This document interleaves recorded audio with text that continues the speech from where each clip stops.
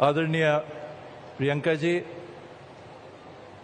सम्माननीय प्रदेश के यशस्वी मुख्यमंत्री भाई भूपेश बघेल जी, सम्माननीय शैलजा जी, हम लोगों के विधानसभा के प्रिंसिपल सम्माननीय डॉक्टर चरणदास जी महंत, ताम्रध्वज भाई, अकबर भाई, रविंद्र, रुद्र, प्रभारी मंत्री अमरजीत भगत जी, मंत्रिमंडल के सभी साथी सदस्य, उपस्थित सभी हमारी महिला विधायक, संसदीय सचिव, सभी विधायक साथी, सभी महिला हमारी मेयर, सभी महिला जनप्रतिनिधि, अन्य सभी जनप्रतिनिधि, उपस्थित छत्तीसगढ़ का प्रतिनिधित्व कर रही हमारी बहू बेटियां, हमारी बहनें, इसमें कोई संदेह ही नहीं कि समाज और मानव सृष्टि बिना महिला के अस्तित्व में ही नहीं रह सकती। हम भारत को भी माता कहते हैं और छत्तीसगढ़ को भी महतारी के माध्यम से हमने पहचान दी है। आज विज्ञान भी हमें यही बताता है कि विश्व के हर मानव में, महिला हो चाहे पुरुष हो, अगर आदम और हव्वा के समय से, एडम और ईव के समय से हम चलें, पहले मानव और पहले महिला के समय से चलें, तो हर वो मानव में अगर किसी का कण है तो वो पहली महिला का है जो सृष्टि की बनाने वाली हमारी माता थी, हमारी बहन थी, और उस आधार पे ये मानव समाज टिका हुआ है। आज हमें इस समाज को आगे बढ़ाना है, तो हमारी ही देश की जो परिकल्पना अर्धनारीश्वर की रही है, जब तक हम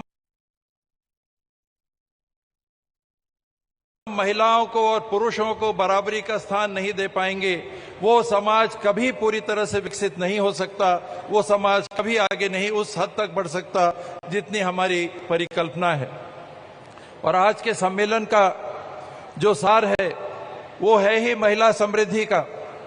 हमें अगर महिलाओं को बराबरी का स्थान देना है तो जब तक हम आर्थिक रूप से उनको सशक्त करके बराबर नहीं बनाते तो वो शब्द रहेंगे, वास्तविकता नहीं हो सकती। और उस वास्तविकता को पूरा करने के लिए कांग्रेस पार्टी के माध्यम से, राजीव जी के समय से और उसके पहले से भी, और बाद में सोनिया जी ने जिस तरह से आरक्षण को लेके, नौकरियों में स्थान को लेके आरक्षण को लागू किया, आज छत्तीसगढ़ में अगर जनप्रतिनिधित्व है तो पंचायतों में और नगरीय निकायों में आरक्षण आधा है, लेकिन महिलाओं की उपस्थिति आधे से ज्यादा है। चाहे वो पंच हो, चाहे वो जनपद के सदस्य हो, चाहे वो जिले के सदस्य हो, चाहे वो अध्यक्ष हो।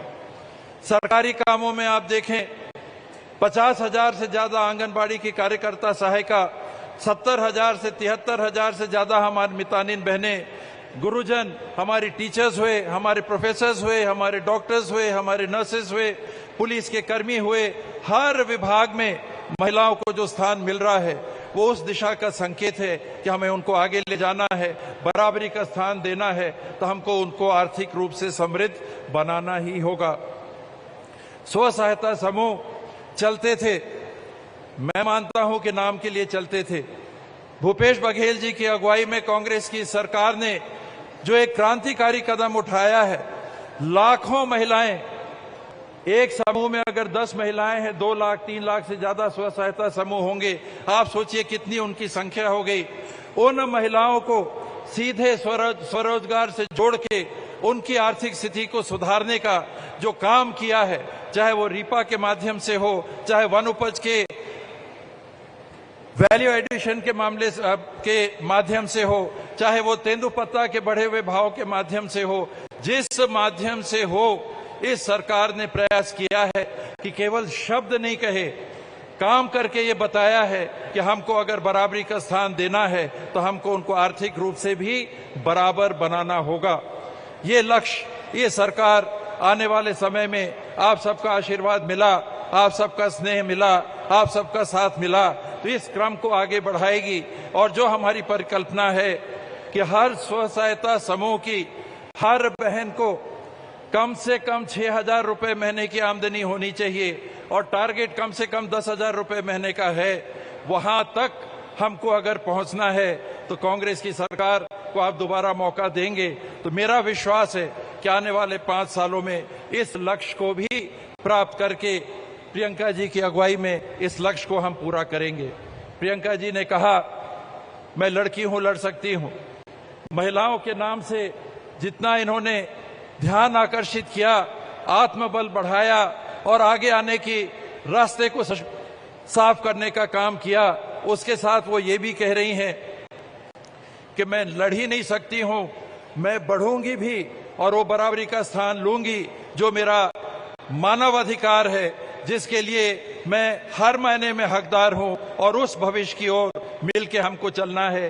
ये नकली वाला आरक्षण नहीं, जो कह तो दिया 30% आरक्षण लागू होगा 2029 में, कौन देख रहा है 2029? आज क्यों नहीं किया आपने? आज आप कर सकते थे, लेकिन आपके इरादे साफ नहीं हैं। जिनके इरादे साफ हैं उनका साथ आपका मिलता रहेगा। तो निसंदेह छत्तीसगढ़ देश में उस लक्ष्य का केंद्र बनेगा जिसे हमको हासिल करना है। आप सभी का बहुत बहुत आभार। आदरणीय प्रियंका जी, आपका गहरा आभार, आपने समय देकर हम सबका मनोबल बढ़ाया। धन्यवाद। जय हिंद, जय छत्तीसगढ़।